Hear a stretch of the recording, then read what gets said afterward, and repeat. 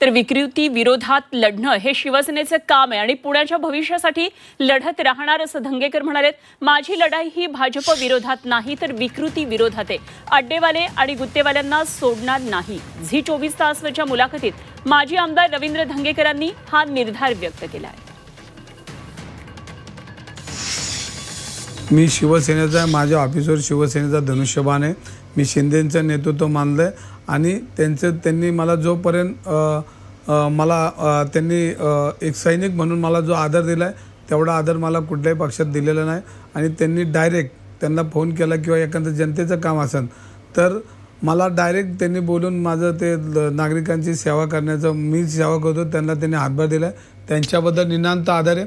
हजार लोकांमध्ये जरी कार्यकर्ता दिसला तर त्याच्या पाठीवर हात ठेवण्याचं काम त्यांनी आयुष्यभर केलं। त्यामुळे त्यांचं नेतृत्व मला मान्य आहे, त्यांच्याबरोबर राहणार आहे, त्यांनी दिलेला आदेश पाळणार आहे। आणि शिवसेना प्रमुख काय म्हणायचे, जर जनतेच्या आड सत्ता येत असेल तर सत्ता बाजूला ठेवा आणि जनतेसाठी रस्त्यावर या।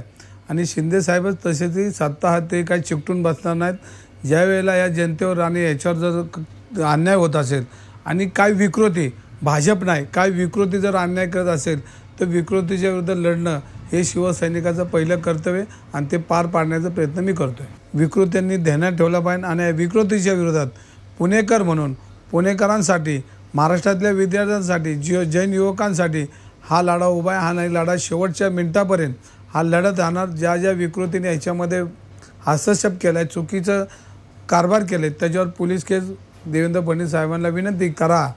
जैन समाज कधी सरकारपुढे हात पसरत नाही कारण जैन समाज कायम सरकारला आणि जनतेला देत आला। त्यांच्या कष्टातून जो रुपये उभा राहील त्यातले 10 पैसे कायम त्यांनी समाजाला गोरगरिबांसाठी दिलेले आहेत। आणि त्या समाजावर ह्या विकृतीने वरवंटा फिरवायचं काम केलं असेल तर त्याला बोलणं हे माझं कर्तव्य आणि ते मी बोलत राहणार आहे। मी परत एकदा ताई सांगतो की भारतीय जनता पार्टीच्या विरोधात बोलत नाही। जे भारतीय जनता पार्टीमध्ये अड्डेवाले गुत्तेवाल्यांची जी संख्या झाली त्या संख्येच्या विकृतीच्या विरोधात बोलतोय। आमच्याकडं माननीय अनिल शिरोळे झाले खासदार, माननीय प्रदीपदादा रावत झाले, आमदार विजय ह्या लोकांनी जर मला बोललं तर मी सन्मानाने जाईन, त्यांच्याकडे मी चर्चा करेन। कारण ही लोक ह्यांनी ह्या पुणे शहरामध्ये व्हिजन म्हणून काम केलं। एक पुणे शहर चांगलं राहिलं पाहिजे, गुन्हेगारी मुक्त राहिलं पाहिजे आणि हे काम केलेलं हे मी जवळ न बघितलं। मी ह्यांच्याविरुद्ध कधी बोलणार नाही कारण त्यांचं काम मी जवळ न बघितले। ही अशा पद्धत ह्या भारतीय जनता पार्टीमध्ये नाही आहे। पण एक त्यांची जी प्रामाणिक लोक आहेत त्यांच्याबद्दल मला आज जावडेकर साहेबांबद्दल आहे, हे लोकांनी कायम पुण्याचं व्हिजनवर काम केलं आहे।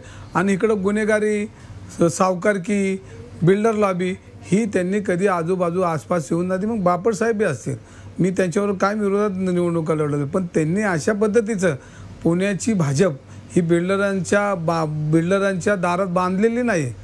ही कायम जनतेचा विश्वास ठेवून जनतेच्या दारात आणून बांधलेली ही सत्ता आणि त्यांच्यात फरक आहे। आणि म्हणून ह्या लोकांचा मी आदर करतो, भाजप म्हणून आदर करतो।